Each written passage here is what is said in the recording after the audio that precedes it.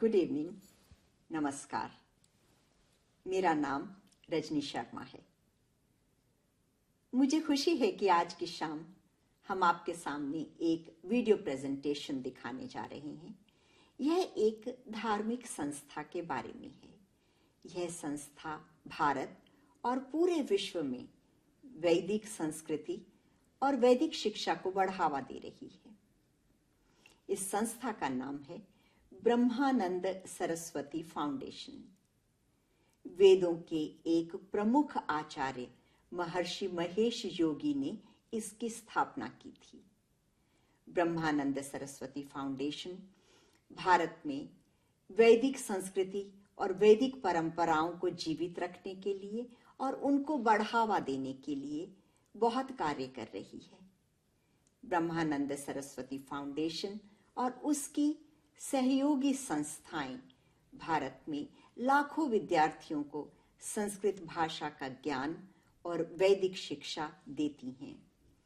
इस video presentation में आप देखेंगे कि यह संस्था भारत में वैदिक पंडितों को यज्ञों का गायन, अनुवाचन और यज्ञों में प्रशिक्षित करती है।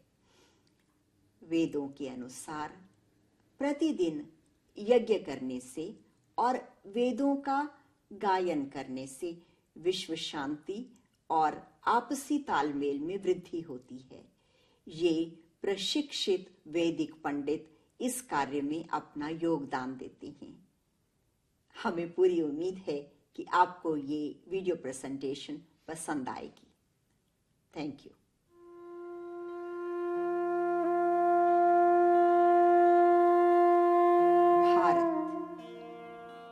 वेद भूमि भारत, देव भूमि भारत, पुण्य भूमि भारत। संपूर्ण मनुष्य जाति के लिए भारत सदा से वेदों की धरती और वैदिक संस्कृति की संरक्षक रही है। विश्व की कई आध्यात्मिक और धार्मिक परंपराओं की जड़ें भारत माँ में रही हैं। यह आध्यात्मिक ज्ञान और आध्यात्मिक अभ्यास का स्रोत रहा है। इन सभी आध्यात्मिक परंपराओं का स्रोत वेद हैं। वेद नित्य, अपौरुषेय, अनिर्मित और सनातन है। वेदों का अर्थ है ज्ञान। वेदों में ब्रह्मांड के निर्माण और संरक्षण का प्राकृतिक ज्ञान है। समिद्यो वासे वृषन्नग्ने विश्वान्यर्या वेद मनुष्यों द्वारा नहीं बनाए गए, अपितु प्राचीन ऋषियों ने समाधि या चेतन की परम अवस्था में इस प्रकृति में निहित शब्द ध्वनि को सुना। इन ब्रह्म ज्ञानी ऋषियों का गुरु परंपरा में सदा वंदन किया गया। गुरु परंपरा शुरू हुई नारायणं पद्मभवं वसिष्ठं शक्तिं च तत्पुत्रपराशरं च व्यासं शुकं गौडपदं महान्तं गोविन्दयोगीन्द्रमथास्य शिष्यम् श्रीशङ्कराचार्यमथास्य पद्म पादं च हस्तामलकं च शिष्यम् तं त्रोटकं वातिककारमन्यान् अस्मद्गुरून् सन्ततमानतोऽस्मि।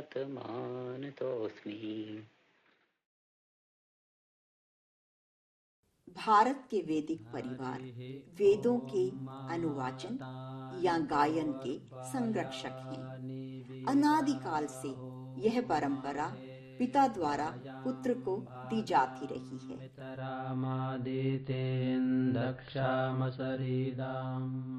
दुर्भाग्य से पिछली कुछ शताब्दियों में इस परंपरा में कमी आई। इतिहास में जब भी कभी वेद के अर्थों का और वेद में लिखी शिक्षाओं के अभ्यास का ह्रास हुआ, वैदिक गुरुओं ने उसे पुनर्जीवित किया। 20वीं शताब्दी में जिन गुरुओं ने वेदों की इस आवश्यक शिक्षा को पुनर्जीवित किया, उसमें पूजनीय ब्रह्मानंद सरस्वती का नाम प्रमुख है। भारत की स्वतंत्रता के समय वो ज्योतिर्मठ के शंकराचार्य थे। उनकी दिव्य कृपा के अंतर्गत भारतीय राजनीतिक स्वतंत्रता का जन्म हुआ। भारत के पहले राष्ट्रपति डॉक्टर राजेंद्र प्रसाद उन्हें देवतुल्य मानते थे और भारत के दूसरे राष्ट्रपति डॉक्टर सर्वपल्ली राधाकृष्णन ने उन्हें वेदांत अवतार का संबोधन दिया था। स्वामी ब्रह्मानंद सरस्वती के प्रमुख शिष्यों में एक थे महर्षि महेश योगी। महर्षि 12 वर्षों तक स्वामी जी के निजी सचिव भी थे। शंकराचार्य ने उन्हें विश्व भर में वेदों की आवश्यक शिक्षा का प्रचार करने की जिम्मेदारी सौंपी, जिससे कि संपूर्ण मानव जाति का आध्यात्मिक विकास हो सके। पश्चिम में ध्यान योग को लोकप्रिय बनाने में महर्षि महेश योगी का बड़ा हाथ है। 1960 और 1970 के दशक में करोड़ों लोगों का परिचय उन्होंने ट्रांसेंडेंटल मेडिटेशन या टीएम से करवाया। उसमें कई विश्व स्तर के नेता भी शामिल हैं और जिनमें एक हैं कनाडा के भूतपूर्व प्रधानमंत्री पियर ट्रूडो, जो कि हमारे वर्तमान प्रधानमंत्री जस्टिन ट्रूडो के पिता हैं। टीएम द्वारा वेदों की मुख्य शिक्षा को पुनर्जीवित किया गया। वेदों का कहना है कि वेद आत्मा में रहते हैं, जो कि हमारा अपना स्वरूप है। टीएम की आसान सी विधि के द्वारा इसे अनुभव किया जा सकता है। भगवान श्री कृष्ण ने अर्जुन से कहा, त्रिगुणातीत भव अर्जुन और योगस्थ कुरु कर्माणि, अर्थात प्रकृति के तीनों गुणों से पार होकर कर्म करो। योग में स्थित होकर और आत्मा से युक्त होकर यदि तुम कर्म करोगे तो तुम्हारे कर्म धर्म के और वेदों के अनुसार होंगे। ट्रांसेंडेंटल मेडिटेशन या टीएम को पतंजलि ऋषि ने योग सूत्र में कहा, योग चित्त वृत्ति निरोध तद दृष्टम स्वरूपे अवस्था नाम, अर्थात योग से मन की गतिविधि रुक जाती है और दृष्टा को अपने स्वरूप में स्थित हो जाता है। यह स्थिति बड़ी आसानी से और जल्दी ही टीएम द्वारा लाई जा सकती है। टीएम द्वारा मन को सक्रिय तल से शांत तल तक बड़ी आसानी से ले जाया जा सकता है।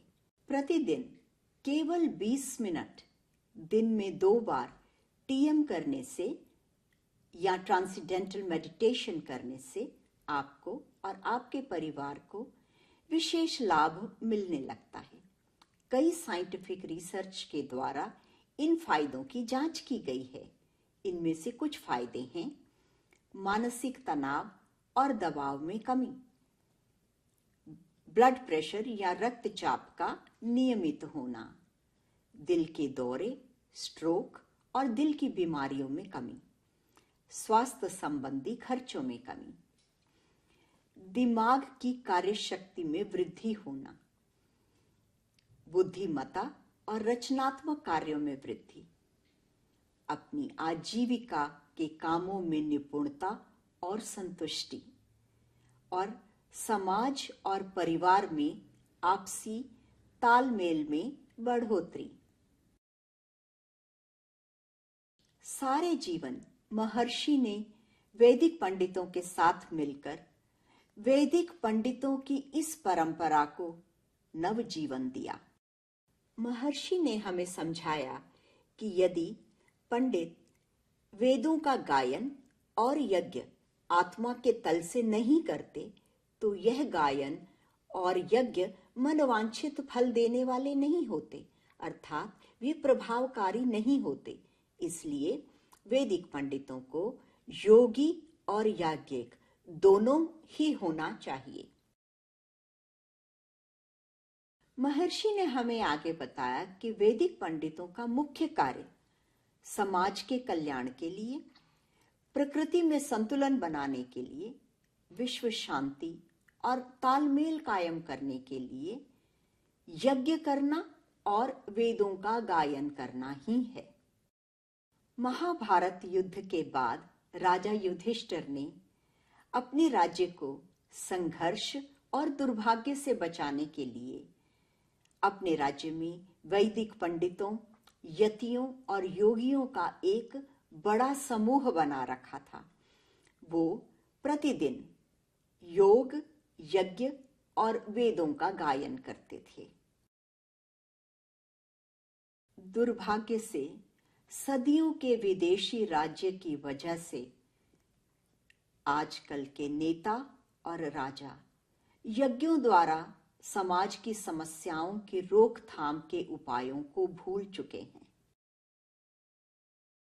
आज हिंदू मंदिरों और परिवारों में ये वैदिक पंडित संस्कार और अर्चना द्वारा महत्वपूर्ण भूमिका निभाते हैं, लेकिन बड़े बड़े यज्ञों का आयोजन तो लगभग बंद या बहुत कम हो चुका है, या प्रायः इतने बड़े पैमाने पर नहीं होता कि वो समाज में प्रभाव डाल सके। परंतु अब महर्षि महेश योगी के अथक प्रयासों के फलस्वरूप एक ऐसी संस्था है जो इन पारंपरिक वैदिक पंडितों की पूरी पीढ़ी को प्रशिक्षित कर रही है। सैकड़ों और हजारों की संख्या में इन वैदिक पंडितों को प्रशिक्षण दिया जा रहा है और पूरा सहयोग दिया जा रहा है ताकि ये प्रतिदिन योग और यज्ञ कर सकें। इस संस्था का नाम है ब्रह्मानंद सरस्वती फाउंडेशन। यह करीब 50,000 वैदिक पंडितों को प्रशिक्षण दे चुकी है। उनमें से 4,500 वैदिक पंडितों को संस्था द्वारा ही रोजगार प्रदान किया गया है। इनमें से कई वैदिक पंडित भारत में और विश्व भर में हिंदू परिवारों और हिंदू मंदिरों में अपनी सेवाएं दे रहे हैं। यह पंडित छोटी उम्र से ही अपने आचार्य के साथ वेदों का गायन, उच्चारण और स्मरण का प्रशिक्षण लेते हैं।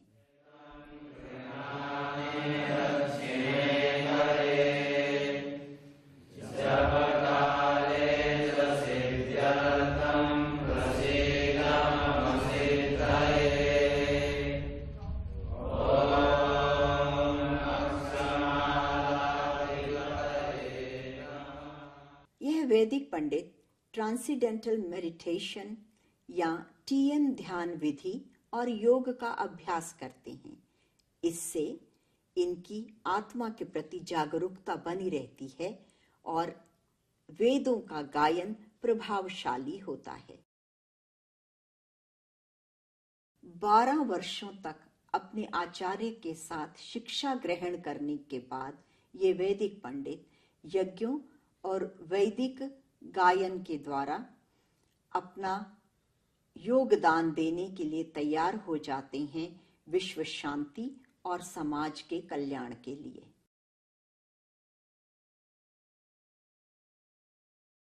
सन 1944 में जब द्वितीय विश्व युद्ध अपनी चरम सीमा पर था, तब शंकराचार्य ब्रह्मानंद सरस्वती ने दूसरे शंकराचार्यों एवं हजारों पंडितों के साथ मिलकर यमुना के तट पर कई दिनों तक यज्ञ किया। इस यज्ञ की तस्वीरें 13 मार्च 1944 के लाइफ मैगजीन में छपी और जून में ही कई संगठनों ने मिलकर डी-डे लॉन्च कर दिया, जिसके फलस्वरूप यूरोप की स्वतंत्रता के लिए युद्ध का टर्निंग पॉइंट सिद्ध हुआ। इसी परंपरा को कायम रखते हुए महर्षि महेश योगी ने 7000 वैदिक पंडितों को इकट्ठा किया, उन्हें प्रशिक्षित किया। 1985 में नई दिल्ली में महायज्ञ का आयोजन किया ताकि नई दिल्ली में चल रहे शीत युद्ध का अंत किया जा सके। 1987 से लेकर 1990 तक जब यह वैदिक पंडित प्रतिदिन विश्व शांति के लिए यज्ञ कर रहे थे, तो विश्व ने कुछ महत्वपूर्ण घटनाओं को देखा, जैसे कि शीत युद्ध का अंत, बर्लिन की वॉल का गिरना, रंग नीति का समापन, विभिन्न देशों में चल रहे तनाव में कमी, करोड़ों लोगों के लिए स्वतंत्रता, 23 के लगभग प्रकाशित रिसर्च स्टडीज और 50 के लगभग रिसर्च प्रोजेक्ट से ये निष्कर्ष निकाला गया कि जिस वक्त बहुत से लोग मिलकर TM या यज्ञ करते हैं या वैदिक गायन करते हैं, तो उस समाज में अपराध, तनाव और आतंकवाद कम होते हैं और आर्थिक और सामाजिक वातावरण बेहतर बनता है। सन 2003 में UNESCO, United Nations Education, Science and Culture Organisation ने अपनी कन्वेंशन सभा के दौरान कहा कि वेद मनुष्य जाति की संस्कृति, मौखिक और अस्पर्श का उत्कृष्ट नमूना है, मास्टरपीस, ऐसा वेदों को कहा गया। ब्रह्मानंद सरस्वती फाउंडेशन का निर्माण मानव जाति की अमूल्य पारंपरिक रचना वेदों का संरक्षण करने के लिए किया गया। इसके अलावा वैदिक पंडितों द्वारा यज्ञों और वेदों का गायन करने के लिए किया गया। वेदों के गायन का प्रशिक्षण इन वैदिक पंडितों को देने का कार्य यह संस्था कर रही है। इसके अलावा हजारों विद्यार्थियों को संस्कृत भाषा का ज्ञान, वैदिक शिक्षा, आयुर्वेद और ज्योतिष का ज्ञान भी प्रदान करती है। ब्रह्मानंद सरस्वती फाउंडेशन कुछ दूसरी संस्थाओं के साथ मिलकर भारत में ये सभी कार्यक्रम चला रही है। इस परंपरागत वैदिक पंडितों के प्रशिक्षण के लिए इस संस्था ने भारत में 40 से भी अधिक केंद्र खोले हैं। मध्य प्रदेश में जबलपुर शहर में, जहां की भारत का भूगोलिक केंद्र या ब्रह्म स्थान है, वहां पर इनका मेन कैंपस है, जहां पर 8000 वैदिक पंडित रहते हैं। आजकल भी 1700 महर्षि वैदिक पंडित प्रतिदिन ब्रह्म स्थान पर विश्व शांति के लिए अति रुद्र अभिषेक करते हैं। हम आपको आमंत्रित करते हैं कि इस ब्रह्म स्थान पर आकर आप यज्ञ की शक्ति का अनुभव करें। अपनी वैदिक सभ्यता को जीवित रखने के लिए और विश्व में शांति कायम करने के लिए हम आपको आमंत्रित करते हैं कि इन वैदिक पंडितों को अपना सहयोग दें। महर्षि महेश योगी का मानना है कि यदि हम 8000 वैदिक पंडितों का समूह तैयार कर सकें, तो हम विश्व शांति कायम करने में या उसमें शक्तिशाली प्रभाव डालने में कामयाब हो सकते हैं। So we are trying to create a group of Vedic Pandits who will perform yogic flying and Vedic yajnas, and the effect will be harmony and integration in the whole world consciousness. So it's a very great encouraging news that we want to give to the people. You know, throughout the ages, there have been some wars here and there, and it doesn't matter. We will try to establish this group of creating harmony, integration in world consciousness. And as soon as we have this group, the world will be free from negative trends and negative thoughts and negative actions. So it's a very good news.